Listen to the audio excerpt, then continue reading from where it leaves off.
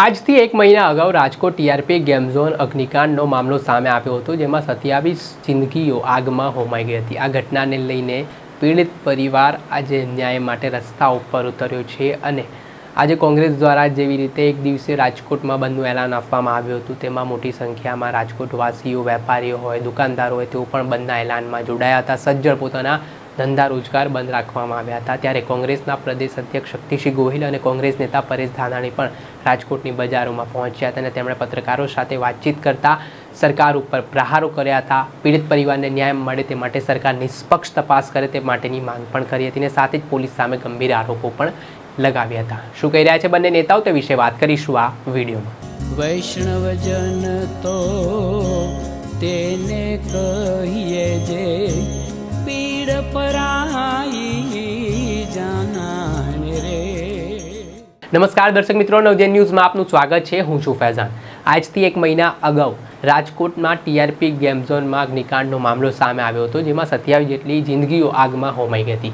આ ઘટનાથી રાજકોટ સહિત સમગ્ર ગુજરાતભરમાં ઘેરા પ્રત્યાઘાત પડ્યા હતા, જેમાં પીડિત પરિવારની માંગ છે કે જે કોઈ પણ અધિકારી આમાં દોષિત છે તેમની સામે કડકમાં કડક કાર્યવાહી કરવામાં આવે, તેમજ રાજ્ય સરકાર દ્વારા જે વળતરની રકમ હાલ ચૂકવવામાં આવી છે તેમાં કોંગ્રેસ દ્વારા માંગ કરવામાં આવી છે 1 કરોડ રૂપિયા જેટલી વળતરની રકમ છે તે પીડિત પરિવારને આપવામાં આવે। સતત એસઆઈટી સામે પણ સવાલો છે તે કોંગ્રેસ દ્વારા ઉઠાવવામાં આવી રહ્યા હતા। કોંગ્રેસ દ્વારા આજે રાજકોટમાં પીડિત પરિવારોને સાથે રાખીને એક દિવસીય બંધનું જે એલાન આપવામાં આવ્યું હતું, તેમાં મોટી સંખ્યામાં રાજકોટવાસીઓએ પણ સમર્થન પૂરું પાડ્યું હતું અને તમામ રાજકોટની મુખ્ય બજારો હોય, રસ્તાઓ હોય, તેઓમાં સજ્જડ બંધ જોવા મળ્યા હતા અને આને જ લઈને કોંગ્રેસના પ્રદેશ અધ્યક્ષ શક્તિસિંહ ગોહિલ પણ રાજકોટ પહોંચ્યા હતા અને પત્રકારો સાથે વાતચીત કરતા સરકાર ઉપર પ્રહાર કર્યા હતા અને કહ્યું હતું કે ભારતીય જનતા પાર્ટીના મેયર હોય કે પછી પદાધિકારીઓ હોય કે અધિકારીઓ જે લોકોએ પણ રાજકોટના ટીઆરપી ગેમ ઝોનની મુલાકાત લીધી છે તેઓ પણ સીધી રીતે આ ઘટનામાં જવાબદાર છે। તેટલું જ નહીં, તેમણે એવું પણ કહ્યું કે જે નાની માછલીઓને પકડીને કાર્યવાહી કરવામાં આવી રહી છે અને મોટા મગરમચ્છોને હજી પણ છાવરવામાં આવી રહ્યા છે।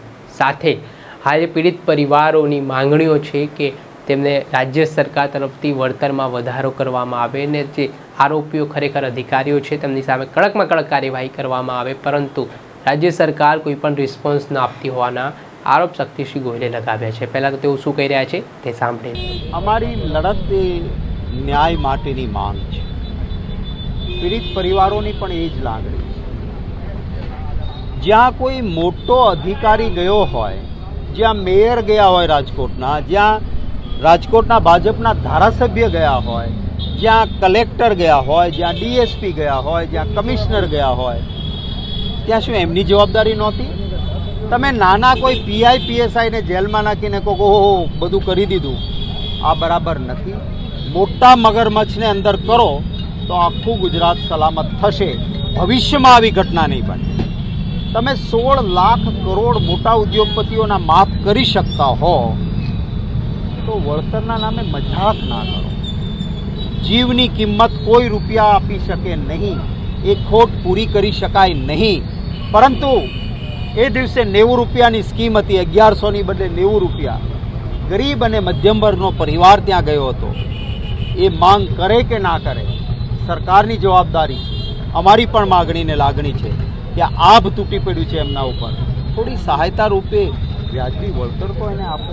એસઆઈટી જો ઇન્વેસ્ટિગેશનનો પાર્ટ ન થવાની હોય અને તપાસ કરનારી ટીમ ઉપર મીડિયાના મિત્રો જ કહેતા હોય કે આક્ષેપ કરોડોનો ભ્રષ્ટાચારનો હોય તો ન્યાય ક્યાંથી મળે? આ અમારી માંગણી છે। આ પહેલી ઘટના નથી અને એટલે આગળ અમે કરીશું। મારી એ પણ માંગણી છે, સરકાર ક્યારેય નિર્દય કે નિષ્ઠુર ના હોઈ શકે। મારી પણ સરકારો મેં જોઈ છે। એક રેલવેનું એક્સિડન્ટ થાય, રેલવે મંત્રી રાજીનામું આપે, એક વિમાન દુર્ઘટના થાય, વિમાન મંત્રી રાજીનામું આપે, સિવિલ એવિએશન મિનિસ્ટર। હું પોતે પણ મંત્રી રહ્યો છું।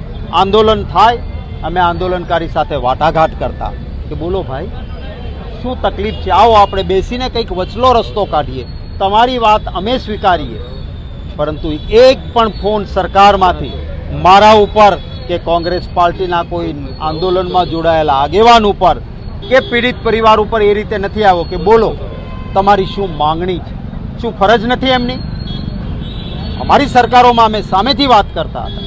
આ હતા કોંગ્રેસના પ્રદેશ અધ્યક્ષ શક્તિસિંહ ગોહિલ. તેમના દ્વારા કહેવામાં આવ્યું છે કે રાજ્ય સરકાર દ્વારા એ પીડિત પરિવારની માંગણી છે તે પ્રકારે કાર્યવાહી કરવામાં આવે, પણ કોઈ પણ પ્રકારનો રિસ્પોન્સ છે તે નથી મળી રહ્યો. સાથે તેમણે કહ્યું કે જ્યારે તેમની સરકાર હતી, તેઓ મંત્રી હતા, ત્યારે કોઈ પણ દુર્ઘટના બને ત્યારે મંત્રીઓ રાજીનામું આપી દેતા હતા. જે કોઈ પણ વ્યક્તિઓ આંદોલન કરે તો તેમની સાથે વાટો કરવામાં આવતો હતો, વાતચીત કરવામાં આવતી હતી ને વસલો રસ્તો કાઢવામાં આવતો હતો. પરંતુ હવે સરકાર છે તે પીડિત પરિવારનું નથી સાંભળી રહી. કોંગ્રેસના નેતાઓ દ્વારા જે માંગણી કરવામાં આવી રહી છે તેનું પણ નથી સાંભળી રહી. તે પ્રકારના આરોપો તેમના દ્વારા કરવામાં આવ્યા છે. આટલું જ નહીં, જે કોંગ્રેસના નેતા છે પરેશ ધાનાણી, તેમણે પણ સરકાર ઉપર પ્રહાર કરતા કહ્યું કે ભૂતકાળમાં પણ સુરતમાં તક્ષશિલા અગ્નિકાંડનો મામલો હોય, વડોદરામાં હરણી બોટ દુર્ઘટનાનો મામલો હોય કે પછી મોરબીમાં ઝૂલતા બ્રિજ દુર્ઘટનાની બાબત હોય, જો આ બધી બાબતોમાંથી સરકારે બોધપાઠ લીધો હોત તો આજે રાજકોટમાં ટીઆરપી ગેમ ઝોનમાં અગ્નિકાંડની દુર્ઘટના ના બની હોત, 27 લોકોએ જીવ ના ગુમાવ્યો હોત. પહેલાં તો પરેશ ધાનાણી શું કહી રહ્યા છે તે સાંભળી લો. રાજકોટના વેપારીઓનું શું તમને લાગે છે? સમગ્ર રાજકોટના હૃદયને ચીરનારી ટીઆરપી ગેમ ઝોનની માનવ સર્જિત અગ્નિકાંડને આજે એક માસ કેટલી નિર્દોષ જિંદગીઓ એ આગમાં હોમાઈ ગઈ. એ પહેલી ઘટના નથી. જો તક્ષશિલા કાંડ, હરણી કાંડ કે મોરબીના ઝૂલતા પુલની ઘટનાથી સરકારે તડો લીધો હોય તો કદાચ રાજકોટના ટીઆરપી અગ્નિકાંડને રોકી શકાયો હોય. કમનસીબે મળદાઓ ઉપર રાજનીતિ કરવા ટેવાયેલી ભારતીય જનતા પાર્ટીની સરકારને માનવ જિંદગીનું મૂલ્ય શૂન્ય થતું જાય છે અને એનું પરિણામ ગુજરાતના કેટલાય નિર્દોષ લોકો વારંવાર બનતા જાય છે. ભારતનું ભવિષ્ય એનો જીવ દાવ ઉપર લાગતો જાય છે અને એ જ ઘટનાઓ જ્યારે ઘટે, લોકોનો આક્રોશ ઉભરે, ત્યારે સરકાર માછલાઓ મારી સંતોષ માને છે.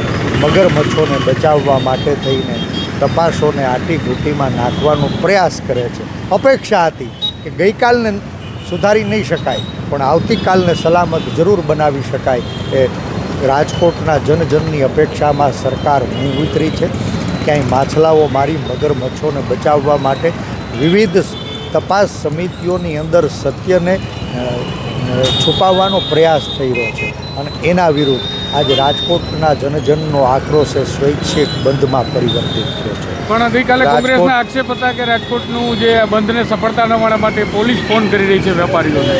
શું હતું તમારું? કોંગ્રેસે ક્યારેય આક્ષેપ નથી કર્યા. કોંગ્રેસે હકીકતોને ઉજાગર કરવાનો પ્રયાસ કર્યો છે અને ભારતીય જનતા પાર્ટીના શાસનમાં હવે આંદોલનના અધિકારને પણ છીનવવામાં આવી રહ્યો છે.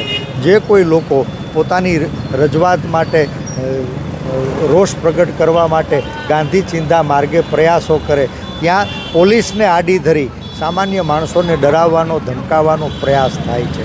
ભારતીય જનતા પાર્ટીના લોકોએ શરમ નેવે મૂકી સત્યને છુપાવવા માટે ક્યાંય રાજકોટ બંધ સફળ ન થાય એના માટે પોલીસનો દુરુપયોગ કર્યો અને એમ છતાં આજ રાજકોટવાસીઓએ, રાજકોટની તમામ મુખ્ય બજારોએ, વેપારી મંડળોએ, સ્વૈચ્છિક સંસ્થાઓએ, સામાજિક સંસ્થાઓએ, શૈક્ષણિક સંસ્થાઓએ સ્વયંભૂ રાજકોટ બંધને ભારે મોટું સમર્થન આપી સરકાર સામે લાલ આંખ કરી છે. ત્યારે અપેક્ષા રાખીએ કે સરકાર માછલામારીને સંતોષ નહીં, મોટા મગરમચ્છ જે કોઈ જવાબદાર લોકો હોય, એવા અધિકારી હોય કે પદાધિકારી, એના ઉપર સત્વરે કાર્યવાહી કરે, એની ધરપકડ કરે, એને કોર્ટના કઠેરામાં ઊભા રાખે, એને જેલના સળિયા પાછળ ધકેલે.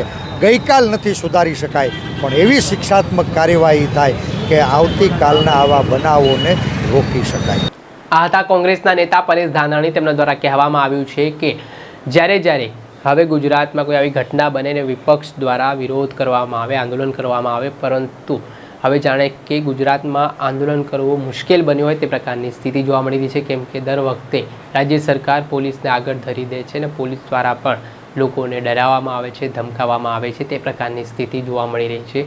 તેમણે એવું પણ કહ્યું કે હાલ આ પ્રકારની દુર્ઘટનાઓથી લોકોનો જન આક્રોશ વધ્યો છે અને લોકો હવે રસ્તા ઉપર ઉતરીને પોતાનો વિરોધ છે તે કરી રહ્યા છે અને તેમણે પીડિત પરિવારની સાથે હોવાની વાત કરી છે અને જ્યાં સુધી પીડિત પરિવારને ન્યાય નહીં મળે ત્યાં સુધી કોંગ્રેસ પક્ષ છે તે ન્યાય માટેની લડતમાં સતત પીડિત પરિવાર સાથે રહેશે અને ન્યાય અપાવશે તે પ્રકારની વાત હાલ કહેવામાં આવી રહી છે. એટલે તેમણે સીધો જે આખો ઘટનાક્રમ બન્યો છે તેમાં રાજ્ય સરકાર પૂરતી જવાબદાર છે ટીઆરપી ગેમ ઝોન અગ્નિકાંડ મામલામાં, અને ભૂતકાળમાં જે ઘટનાઓ બની છે, વર્તમાનમાં જે બની છે તે ભવિષ્યમાં ના બને તે પ્રકારની વાત પણ કરી છે.